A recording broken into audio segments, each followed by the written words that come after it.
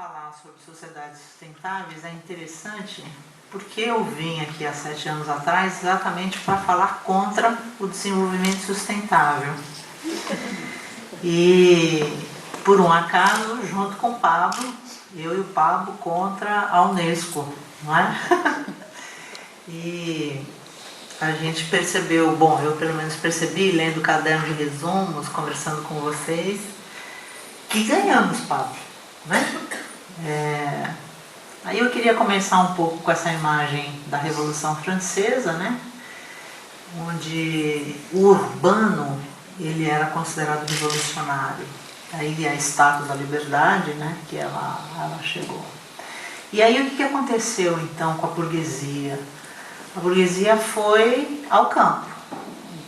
O urbano é muito revolucionário, então vamos voltar ao campo, que no campo o camponês ele se curva à nobreza, ele é passivo a esse capital e a gente consegue controlar mais.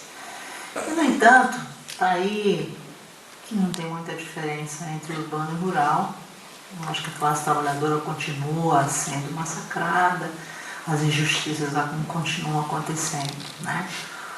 Eu ouvi muito esse período inteiro dizendo que vocês estavam em crise, que o Brasil estava em crescimento econômico, né? O que eu acho que tem que mediatizar um pouco essa informação. O PIB do Brasil cresce para meia dúzia de famílias. A gente mesmo não vê essa riqueza no Brasil. Continuamos um país pobre, com muita injustiça, com muita disparidade.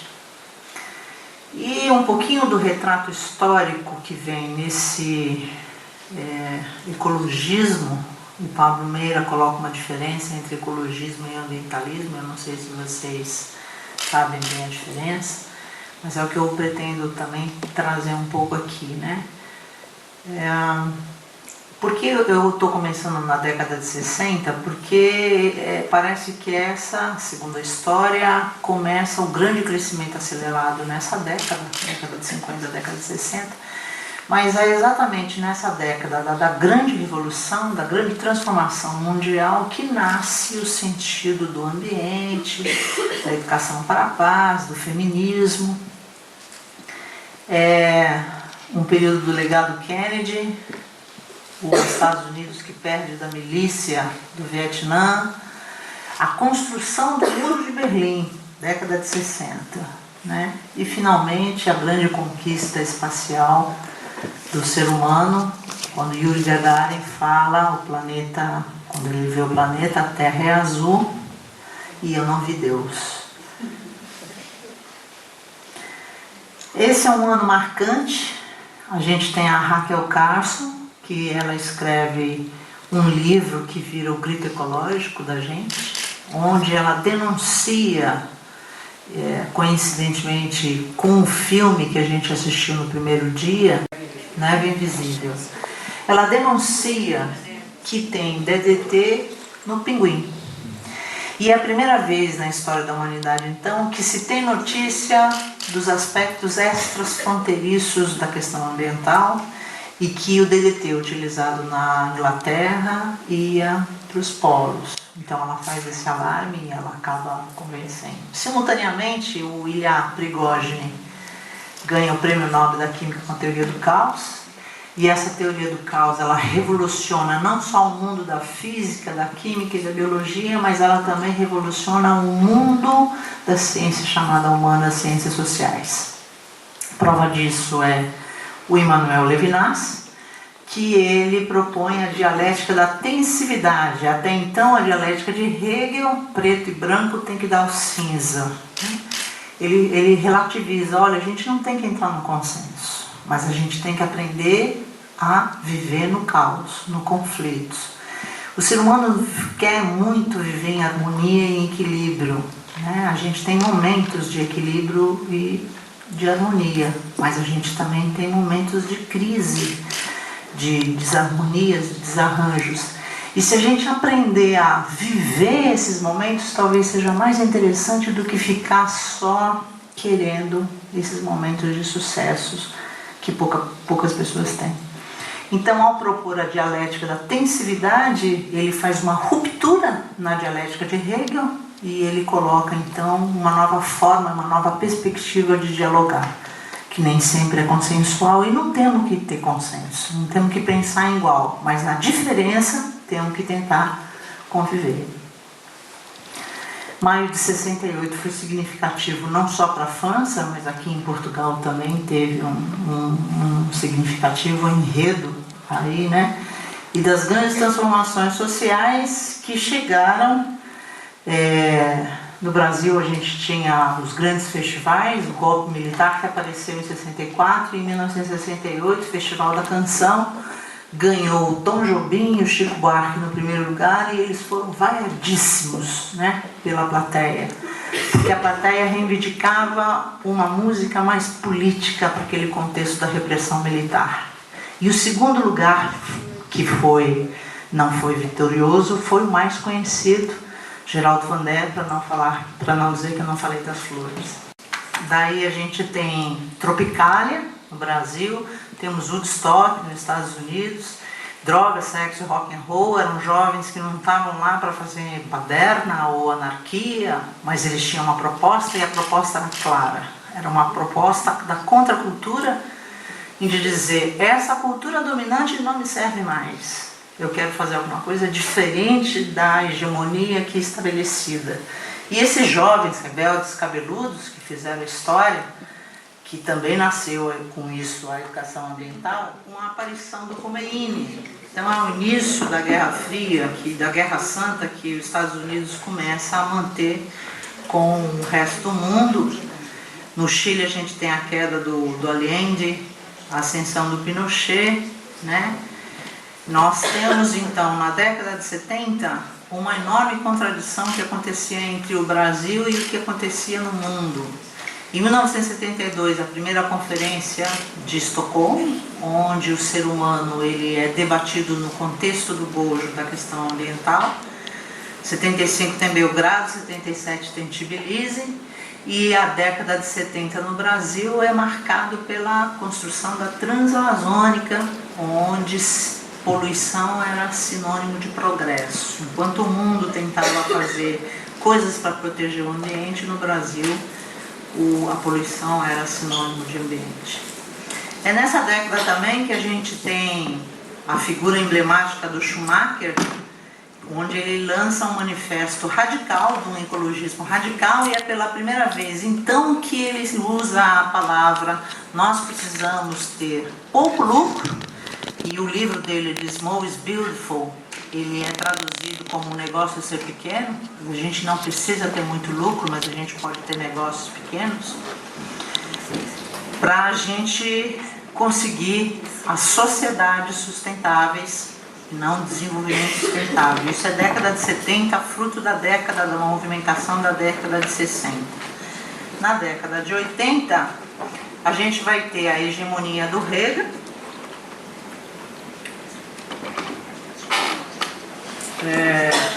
a fome generalizada no Gabão, na África, a AIDS, que até hoje ela é um problema sério na humanidade, mas ainda que a gente está controlando. Essa figura ali da minha esquerda na tela, ela é emblemática, porque o mundo não via, o mundo não tinha antena parabólica, né? Nem televisão multi. Então a gente tinha poucas imagens internacionais. E uma das raras imagens internacionais que veio foi essa imagem de um estudante que, num ato de rebeldia, mas essencialmente de democracia, se postou na frente do tanques contra a ditadura chinesa. Bom, ele foi preso. No dia seguinte o governo chinês disse que ele se suicidou na cela, né? Infelizmente não é.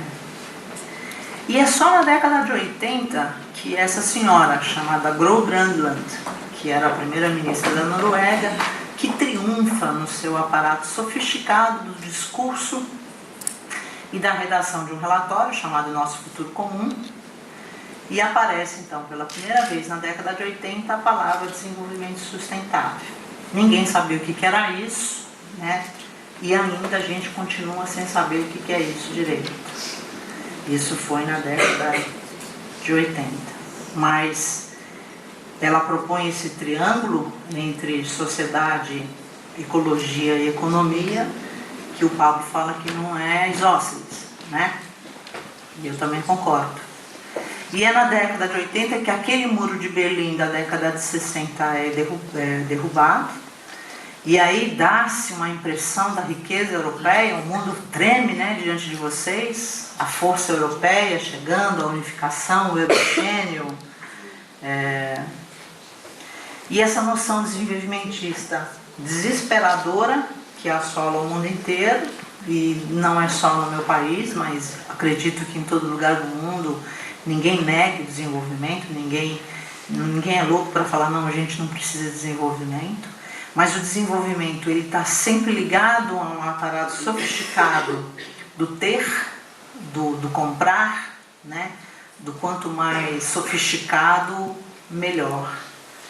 E no nosso caso brasileiro, é uma lástima, né? Que a gente tem na bandeira os princípios do positivismo, uma igreja que existe até hoje no Brasil, que ele tem o amor por princípio, a ordem por base e o progresso por fim. Aí eles tiraram o amor, porque a gente brasileira não precisa de amor, e ficou só ordem e progresso, né? E essa é a mentalidade desenvolvimentista que não acolheu o projeto ambiental em seu seio prioritário e trouxe hoje uma discussão econômica. E tão forte que esse desenvolvimento sustentável, ele é dito nos discursos. Esse senhor aqui da ponta é o Blairo Maggi, é o maior plantador de soja particular do mundo. No meio nós temos um sindicalista da esquerda, CUT, Central Única dos Trabalhadores. Somos fortes, somos CUT, somos sustentáveis, temos desenvolvimento sustentável. E até os jovens, no Fórum de Juventude, que eles falavam em desenvolvimento sustentável. Então não tem diferença entre nós, o jovem que é despojado, corajoso, rebelde, ele usa o mesmo discurso que um sindicalista, é o mesmo discurso que um produtor de soja, um capitalista, né, neoliberal. O que aconteceu com as nossas identidades? Elas foram varridas por esse desenvolvimento sustentável e hegemônico que se colocou na esteira sobre todos nós? Aí a gente tem uma porção de coisas: desenho sustentável, restaurante sustentável, profissão sustentável, surf sustentável. No Brasil, o pessoal me convidou para ser madrinha deles. Eles fazem surf sustentável, né? E olha o absurdo, banco imobiliário sustentável. Vocês conhecem essa brincadeira, esse jogo? Não? Vocês têm aqui no Brasil ou aqui em Portugal? Lá no Brasil ele é muito comum esse jogo e é de geração para geração. E é um jogo que a gente compra terreno, prédio, casa e ganha quem fica rico, obviamente, né? E agora diz que é sustentável. Bem, eu agora, quase terminando a minha fala, caminhando para a minha fala, para a finalização, quero trazer um filme do Yann Arthus, eu acho que vocês viram. Chama Home, e ele foi traduzido como A Nossa Casa, se não me engano. E ele, o Yann Arthus Bertrand, ele é um puta de um fotógrafo maravilhoso, né, aéreo. E ele fez o filme com uma grandeza estética muito interessante. Então ele começa contando a história da Terra, essa cosmogonia de ciclos, a Terra e o humano que começa pelo tempo, vida, evolução, diversidade. Depois ele entra então na era do petróleo, dos combustíveis, da energia, e aí as mudanças do tempo no espaço e o que a agricultura faz.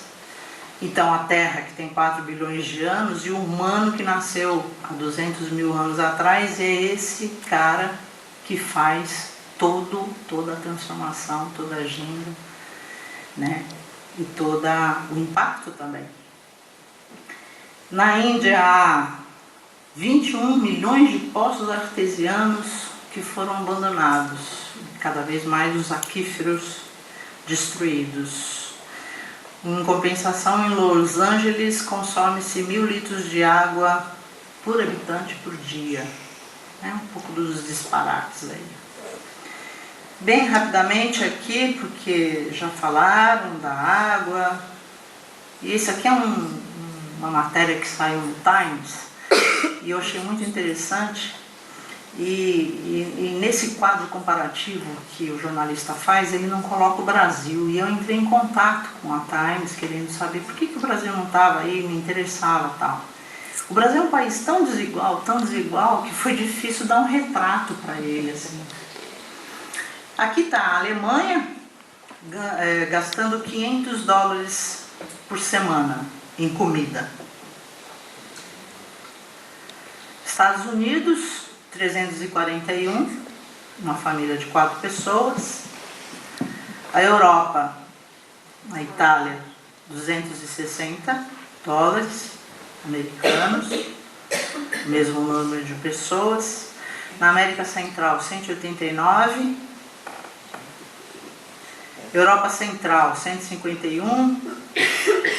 Egito, África, a família já é maior, 68 americanos. Butão, que eu vou conhecer esse país esse ano, eu morro de vontade de conhecer o Butão, o país mais feliz do mundo, né? Daquela índice de felicidade bruta. Uma família enorme, mas as pessoas são felizes. Falei, putz, eu preciso conhecer esse país, né? $31 por semana. E olha aqui, Equador também, até a gente chegar em Chad, $1 semanal vive a alimentação de uma família.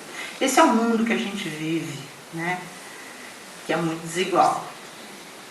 Bem, no Brasil, Mato Grosso é o segundo estado com maior concentração de terras do Brasil. Ou seja, é o lugar onde tem mais fazendeiros, é o lugar onde tem mais latifúndios, porque a riqueza está concentrada na minoria.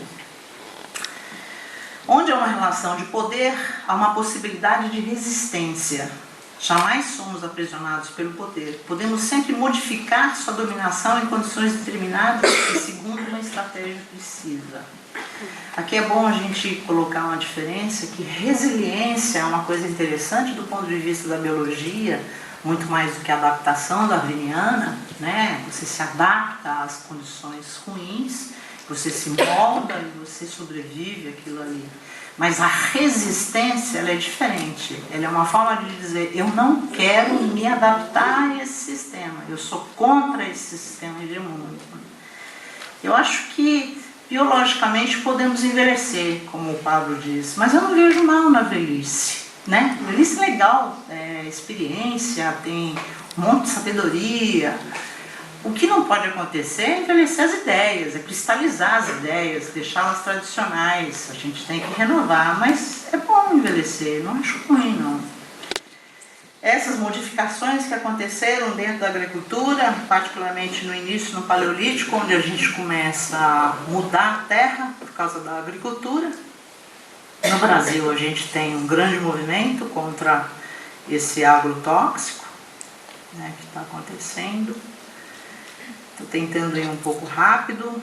Aqui é um estudo que a gente fez, uma tese de doutorado da Michele Jaber e da Regina Silva. A gente faz quais são os principais conflitos que existem no Brasil. Disputa por terra, uma das principais causas dos conflitos socioambientais, desmatamento, queimada, e a disputa pela água, que hoje não é o maior problema socioambiental que temos, mas que nossos estudos revelam que no futuro será com certeza maior do que a disputa pela terra. O crescimento dos conflitos em função da terra cresceu na ordem de 93% no Brasil, o maior país que tem a bacia hidrográfica do mundo, ou seja, o país que tem maior abundância de água. Imagine para quem não tem essa abundância. Fora isso, os grandes empreendimentos, né? Usinas hidrelétricas. Enfim, a crise pode ser vista como um momento em que o velho está morrendo e o novo ainda não conseguiu nascer. Quem sabe vocês ainda vão parir essa esperança nessa crise que vocês estão. E o Bertin, no filme dele, fala, olha, é tarde demais para ser pessimista, não dá mais, a gente já chegou no final do poço aí, né? E a gente tem que ter a capacidade de quebrar o muro, de fazer essas contraculturas e mudar. Temos que partilhar fraternidade, aprendizagens coletiva, arte, educação, cultura, né? E que cabe a cada um de nós escrever alguma história para melhorar essa humanidade. Uma história de sociedade sustentável, que em 1992 foi um marco inicial, não inicial, mas foi um marco gritante do ambientalismo no Brasil e eu acho que no mundo também. E que agora, 20 anos depois, quando faz a Rio+20 e a gente coloca 50 mil pessoas da sociedade civil na rua, e essas 50 mil pessoas organizadas em sociedade civil falam para a ONU, nós não vamos assinar esse relatório, a gente não quer essa economia verde que está aí. Isso é muito significativo, né? Eu acho que isso dá essa esperança na gente lutar por uma outra economia que não seja essa hegemônica. Muito obrigada.